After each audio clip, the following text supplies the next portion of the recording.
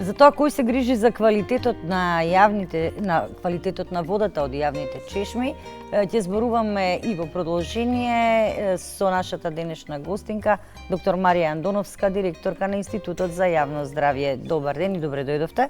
Добар ден, благодарам на поканата. Ајде прво во контекст на се она за кое што почнавме да зборуваме во текот на емисијата, значи кој се грижи генерално на територијата на цела Македонија за квалитетот и безбедноста на водата од јавните чешми? Така, како што беше споменато, испитувањето на квалитетот и безбедноста на водата за пиење од јавните чешми се грижат регионалните центри за јавно здравје, како и Институтот за јавно здравје. Вкупно имаме 10 центри за јавно здравје со 30 подрачни единици кои што функционираат индивидуално во сите овие градови поединечно.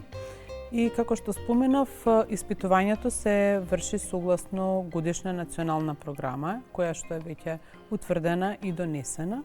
И согласно таа годишна национална програма, овие центри за јавно здравје, како и институтот, вршат на одредена проверка со одредена динамика согласно националната програма, испитување на овие јавни чешми кои што веќе ги споменавте. На крајот на годината, Институтот за јавно здравје собира сублимиран извештај од сето на што го изработиле центрите за јавно здравје и на нашата веб страна објавуваме годишен извештај во однос на квалитетот на водата од сите мерни места. Најголемиот проблем веројатно се јавува кога имаме чешми, јавни чешми во кои што водата не е бактериолошки, па и хемиски исправна за консумирање, во чија надлежност е поставувањето на табли на кои што граѓаните треба да бидат известени дека не треба да пијат вода токму од таа чешма. Така, квалитетот, испитувањата се вршат на два начина. Тоа е микробиолошките анализи и физичко-хемиските анализи. И доколку се воспостави дека одредена чешма или одредена вода не е исправна за пиење, во тој случај постои обврска на Институтот за јавно здравје или центрите за јавно здравје веднаш да биде известена Агенцијата за храна и ветеринарство, Министерството за здравство, како и ДСЗ.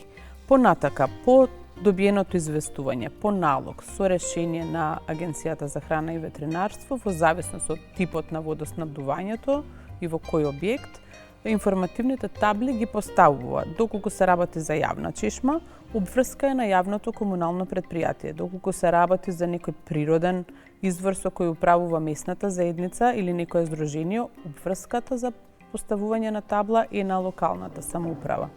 Проблем настанува кај оние места каде што, како што и веќе споменавте во прилозите претходно, кај оние природни извори со кои што не стопанисува никој.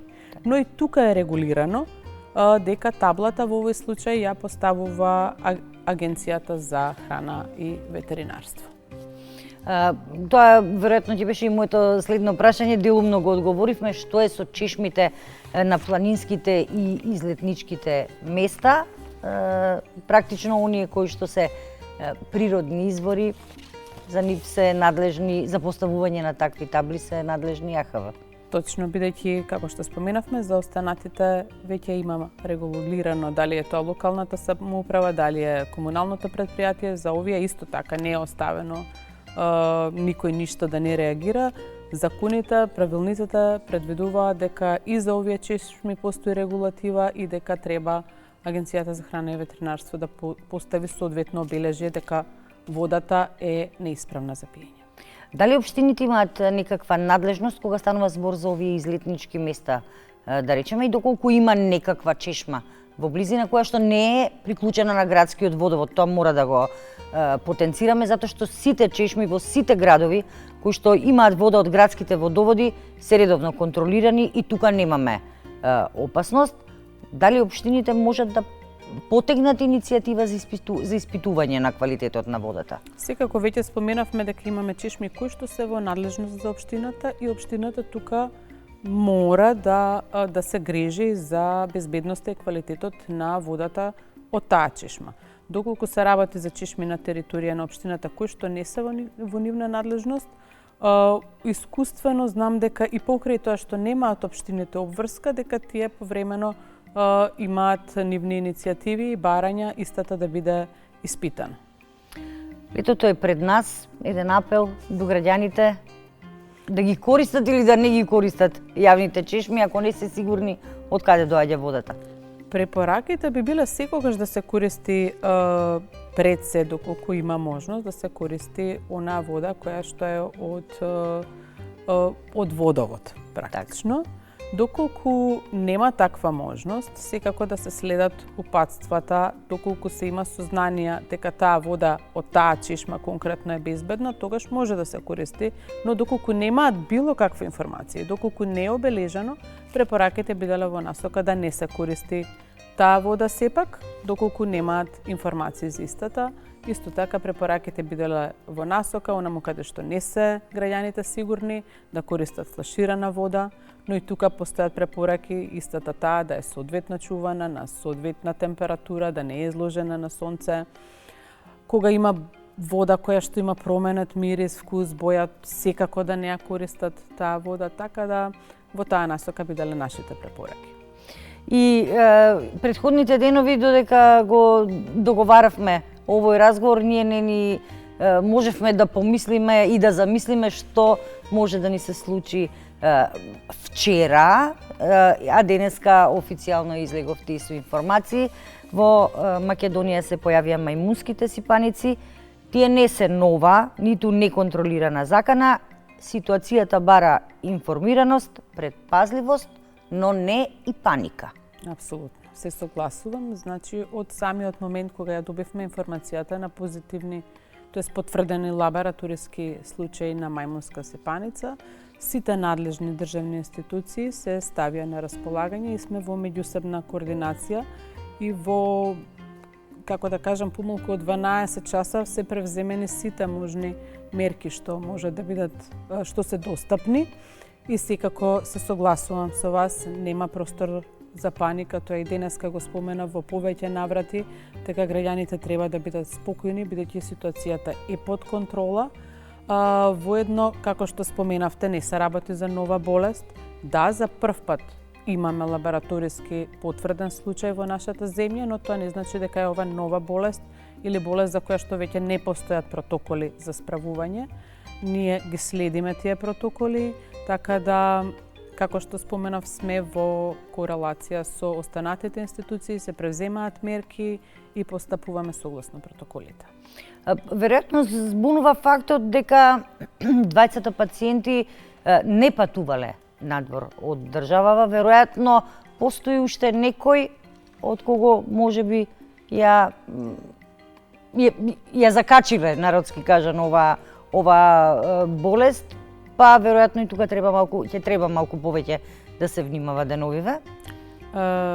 По добивањето на лабораториски потврдените случаи, кои што морам да кажам дека се направени во лабораторијата на Институтот за јавно здравје, во одделот за вирусологија, бидејќи се работи за вирусно заболување, нашиот оддел за вирусологија е меѓународно акредитирана лабораторија со референтни податоци. Испитувањето е направено на 3 можни начини и после добиените резултати веднаш е пристапено со епидемиолошка анкета, тоа значи дека се исконтактирани лицата кои што се позитивни, за кои што добивме позитивни резултати и согласно нивните искази спрема епидемиолошката анкета се постапува понатака и се работи на останатите контакти. Од првичните искази што ги имаме од страна на позитивните случаи, станува збор за неповрзани случаи, но тоа морам да кажам дека е според нивните искази и ние засега се базираме само на нивните искази, но не значи дека не ја следиме состојбата и продолжуваме со комуникација и со контактите кои што ги споменуваат. Искуството од пандемијата не направи сите нас кои што не сме лекари, малку повеќе предпазливи или малку повеќе да чепкаме по интернетот, бидејќи тоа ни дозволува. кога станува збор за ваквите заразни болести кои што се несвојствени за нашето поднебје, мора да споменам. Чепкајќи така најдов на податок каде што според Светската здравствена организација вакцинацијата против човечките сипаници е ефикасна и против мајмунските сипаници, бидејќи мајмунските сипаници и човечките сипаници се сродни. Ова веројатно би значило дека може би имаме и имунитет, бидејќи ние сме вакцинирани како народ, како поднебје. Не, тоа не е така. Добро. За жал не е така. Се постои посебна вакцина која што се однесува за мајмунските сипаници. Значи, овие вакцини кои што ние ги имаме добиено не можат да ни помогнат онолку колку што очекуваме за ова болест, така да треба да бидеме внимателни секако. И морам да напоменам нешто што е од исклучителна важност и покрај тоа што ние како држава не сме се соочиле со лабораториски потврден случај, во декември месец, следејќи ја состојбата во регионот, Институтот за јавно здравје набави соодветен број на реагенси, така да институтот е подготвен и има реагенси за тестирање од мајмунски сипаници. Во овој период, со помош на Светската здравствена организација, направивме дополнителен напор, така да следните денови очекуваме бројот на реагенси да биде зголемен, така да и од овој дел да бидат граѓаните релаксирани дека ситуацијата ни е под контрола. Она што е исто така важно е дека оваа болест не се пренесува така лесно. Дека е потребен близок, продолжен контакт. Што тоа значи? Точно така како што споменавте, ние имавме едно непријатно искуство со ковидот, кој што се ширеше доста брзо. Имаме искуство и со друг вид на сипаници, кој што исто така преносот е многу брз. За среќа, преносот при мајмунските сипаници не е така лесен и не е така едноставен. Има неколку начини на пренос. Тоа е пред се близок и подолготраен контакт, како што вие споменавте. Контакт кожа со кожа, подолг период. Исто така може да се каже и дека преку телесните течности, при одреден контакт поинтимен помеѓу одредени луѓе, преку постелнина, преку користење на иста облека, но повторно ќе кажам, за поинаков начин на пренос, навистина е потребно многу близок и долготраен контакт помеѓу луѓето.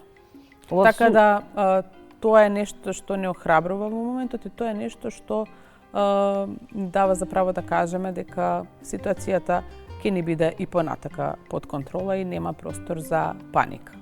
Тоа всушност значи дека и ризикот за епидемија е практично многу низок.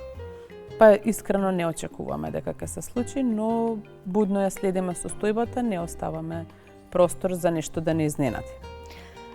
Еден совет до гледачите, да го искористиме вашето присуство дека сте овде, еден совет до гледачите дека сепак мора да внимаваат на личната хигиена и да се придржуваат на правилата практично. Апсолутно. Како и за сите заразни болести така, други. Доколку постои било каков сомнеш, да се јават на својот матичен лекар и доколку матичниот лекар процени дека одредена личност е суспектна, ќе биде препратен во институциите, инфективна клиника или кожната клиника или оделенијата по градовите каде што има инфективни оделенија или кожни оделенија. Така да, откако и тие доктори, специјалисти би утврдила дека се работи или постои сомнеш дека се работи за мајмунски сипаници, истите тие ќе бидат препратени на тестирање.